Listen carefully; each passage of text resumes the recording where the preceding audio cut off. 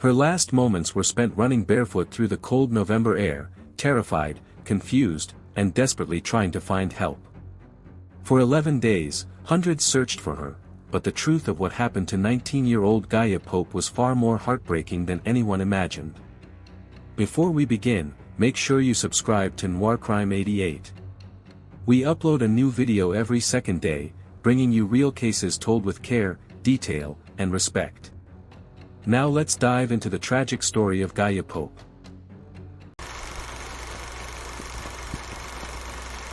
The disappearance of Gaia Pope gripped the United Kingdom in late 2017.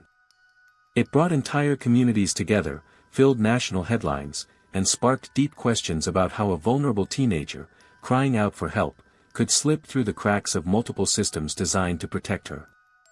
She was young, bright, artistic, close to her family. But she was also living with trauma that shaped every corner of her life. When she vanished on a cold November afternoon, her family believed instantly that something awful had happened.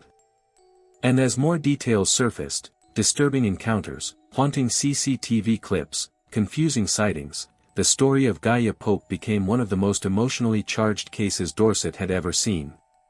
Tonight, we're walking through the full story. Her life. Her trauma. Her disappearance. The 11-day search that captured the country. And the final answers uncovered on the cliffs of Swanage. This is the Gaia Pope case. Gaia Pope Sutherland grew up in Dorset, England, surrounded by the coastal beauty of Swanage. She was known for her warmth, open, expressive, deeply empathetic. Friends described her as someone who felt things intensely, whether joy or sorrow. But behind her bright personality, Gaia carried heavy emotional scars. When she was younger, she was sexually assaulted, a trauma that devastated her mental health. She developed PTSD, anxiety, and episodes of psychosis. For years, she battled with the aftermath, moving between medical treatment, therapy, and the constant support of her loved ones.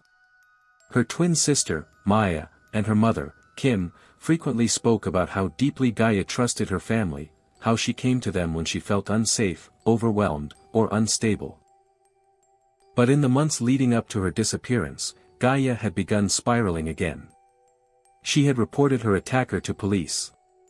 She feared he would be released. She believed people connected to him were stalking her. Whether those fears were grounded in reality or shaped by her illness, one thing was clear. Gaia was terrified. And on November 7, 2017, everything reached a breaking point. Gaia was staying at her aunt's house in Swanage. She'd been distressed earlier in the day. Her aunt, absolutely worried, tried to comfort her.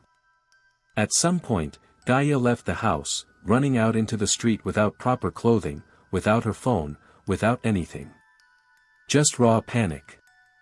At 3:42 p.m., a security camera captured her sprinting down a residential road. She looked frantic, barefoot, wearing only leggings and a thin jacket, shivering in the November cold.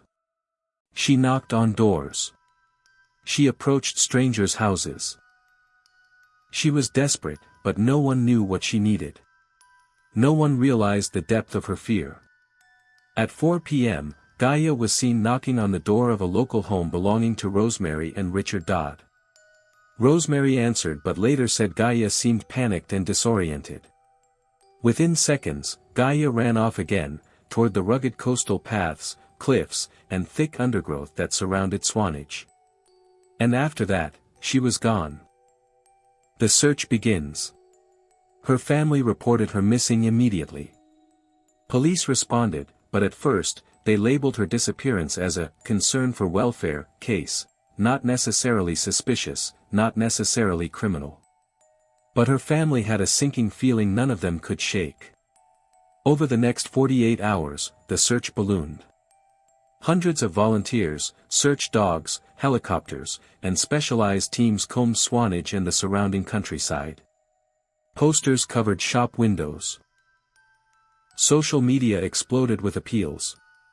Still, no Gaia. Arrests that shocked the community. 3 people who knew Gaia, a 19-year-old man and 2 women, were arrested on suspicion of murder. The community was stunned. The family was horrified. Rumors spread faster than facts. People speculated about everything imaginable. But within days, after intense questioning, all 3 were released with no further action. There was no evidence they had harmed her. And suddenly, the investigation had lost its strongest lead. Public tension grows. As the days dragged on, Gaia's mother pleaded in front of cameras. "Please come home. We just want to help you." Volunteers worked around the clock. Locals searched cliffs, fields, abandoned buildings, and farms. Some stayed out until their hands went numb from the cold. You could feel the urgency in the air, the collective need to bring her home safely. But every day that passed raised darker possibilities. Breakthrough in the search.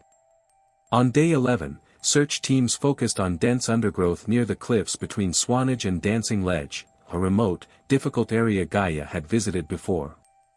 And there, hidden from sight by thick brambles and bush, they found her. Recovery of Gaia's body.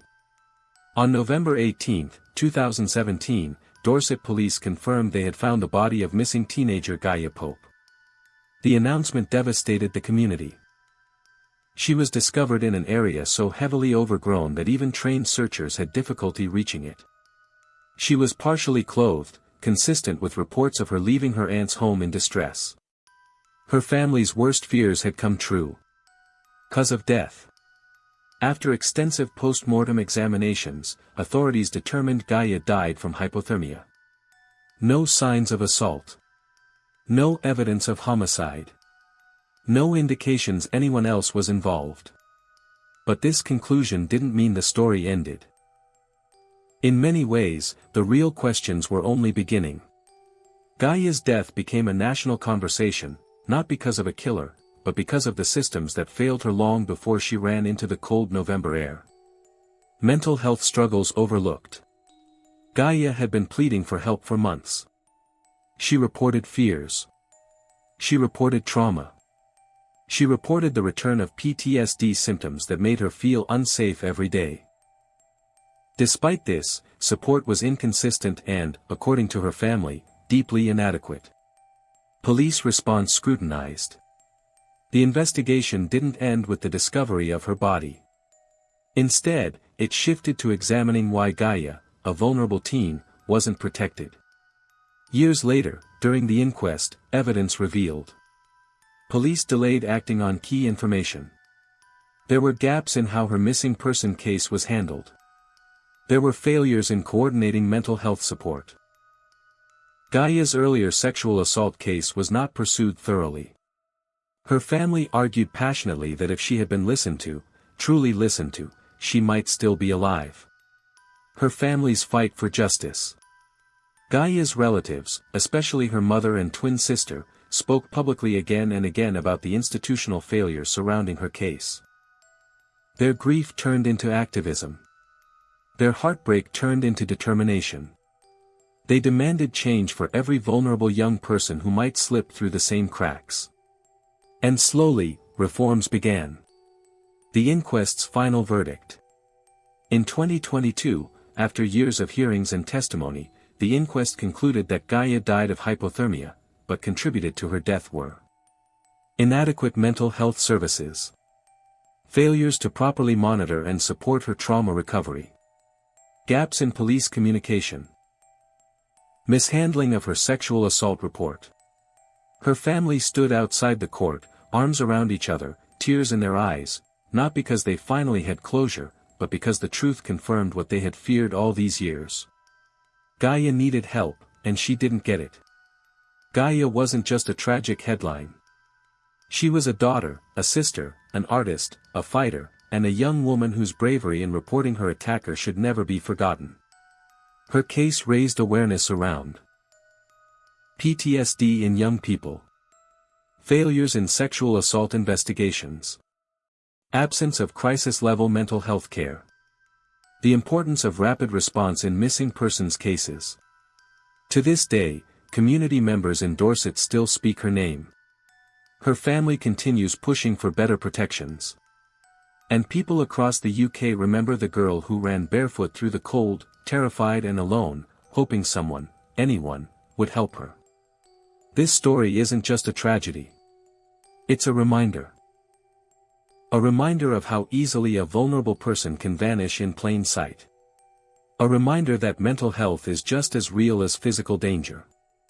And a reminder that systems meant to protect must do better. If you found this story important, please like, subscribe, and follow Noir Crime 88.